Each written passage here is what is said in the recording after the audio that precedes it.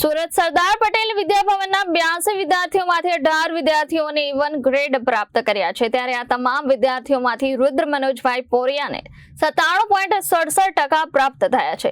તેઓના પિતા એન્જિનિયર હોવા છતાં દીકરાને ડોક્ટર બનાવવાની ઈચ્છા છે।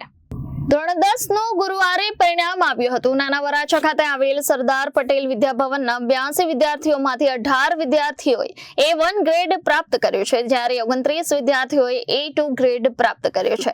તમામ વિદ્યાર્થીઓમાંથી રુદ્ર મનોજભાઈ પોરિયાને 97.67% પ્રાપ્ત થયા છે।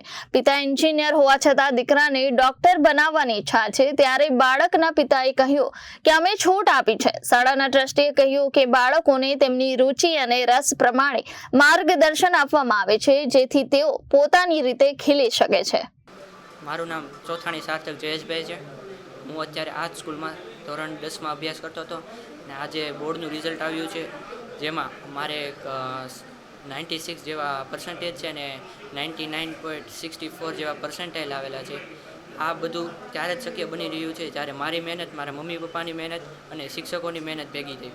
તેથી આ મારા પરિણામનો શ્રેય હું મારા માતા પિતા અને શિક્ષકોને દેવા માગું છું। મારું નામ ડાયાણી વ્રજ મહેશભાઈ છે।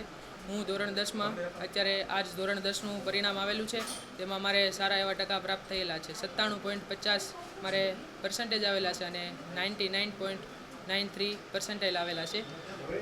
આ માટે હું ખુશ છું અને મારા માતા પિતા અને મેં પણ એટલી મહેનત કરેલી હતી, તેથી આ જળહળતું પરિણામ મને મળેલું છે। માતા પિતા બિઝનેસમેન છે અને રિપોર્ટર અરવિંદ રાઠોડ, જનાદેશ ન્યૂઝ, સુરત।